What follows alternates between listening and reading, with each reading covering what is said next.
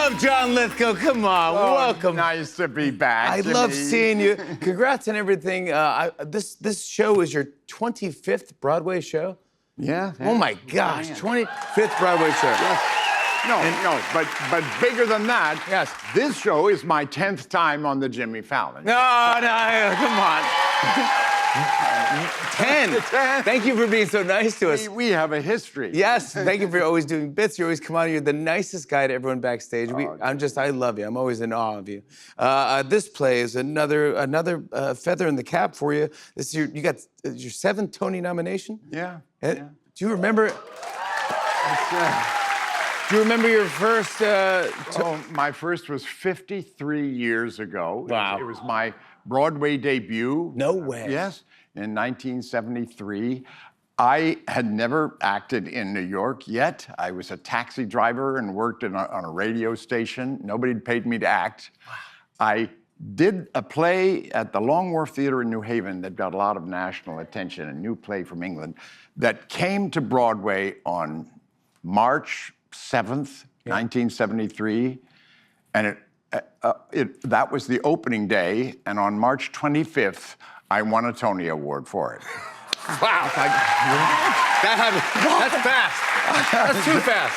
Too fast. It must be the quickest win sprint from debut to Tony Award in history. And has much changed on Broadway? Well, 45th Street is still there. That's where Giant is, just a couple of doors down from where the Morosco Theater used to be. Wow. Where the Marriott Hotel is now.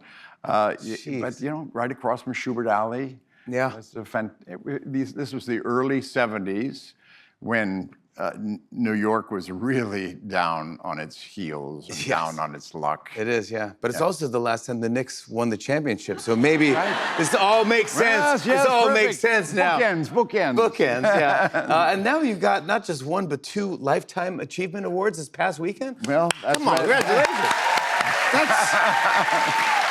You deserve it.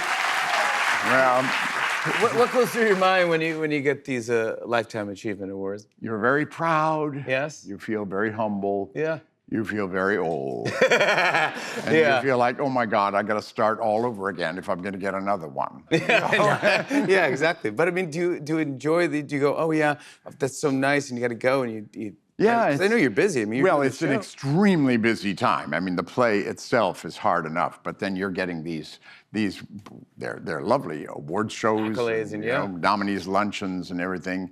But this was cool. I mean, there were 2 Lifetime Achievement Awards in the space of 18 hours. Wow.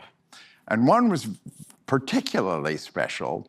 It was the Theater World Lifetime Achievement in Theater John Willis Award. Okay. Which was a name I felt it was kind of sort of rang a distant bell.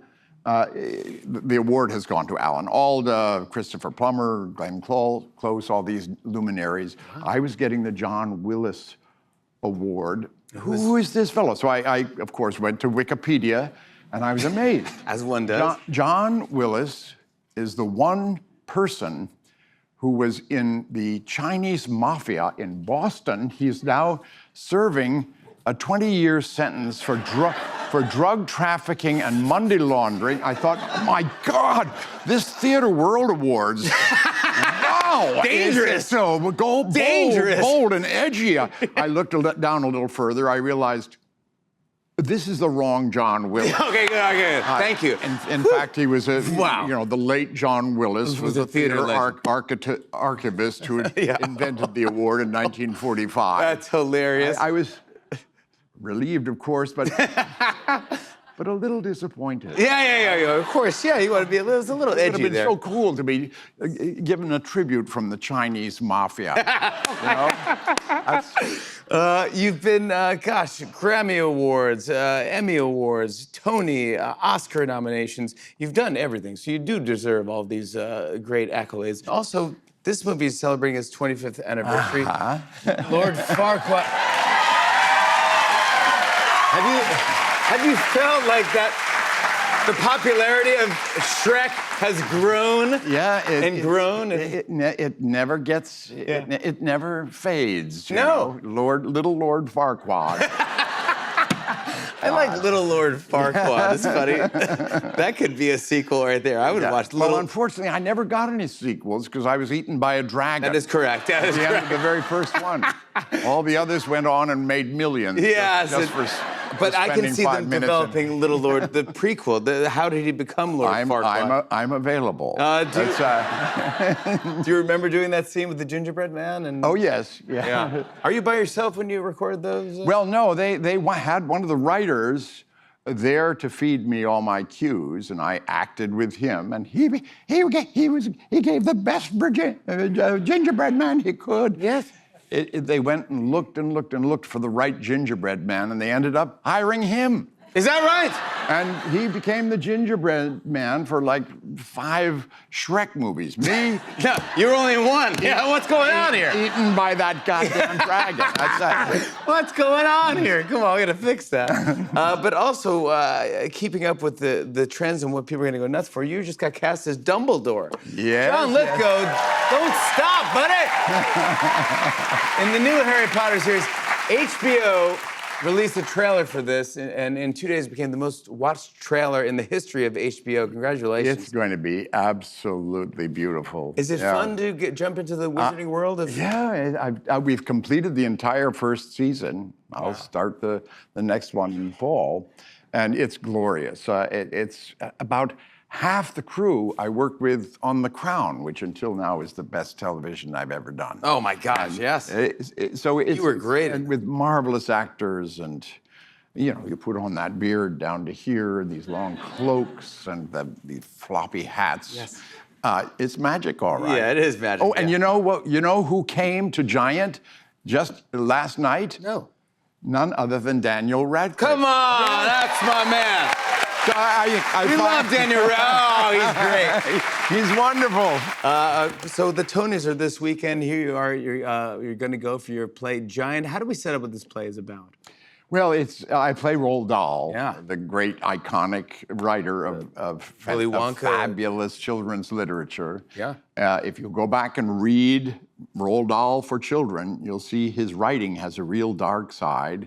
He had a real dark side himself. It's a sort of deep dive into Roald Dahl and English anti-Semitism. He did have that streak in him. Oof. And it's a kind of rumination on bigotry and cruelty, really. And it's a fascinating part to play because he was, of course, an enormously intelligent, witty, charming man. of course. But he couldn't resist his sort of witting and unwitting cruelty. And that takes a giant turn. What is that like for the audience?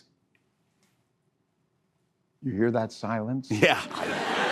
I hear a lot of that silence until suddenly there are gasps. I mean, he powerful, is charming and monstrous. It's a kind of thrilling part to play. As an actor. It's incredible to grip an audience like that. And my God, it's worked.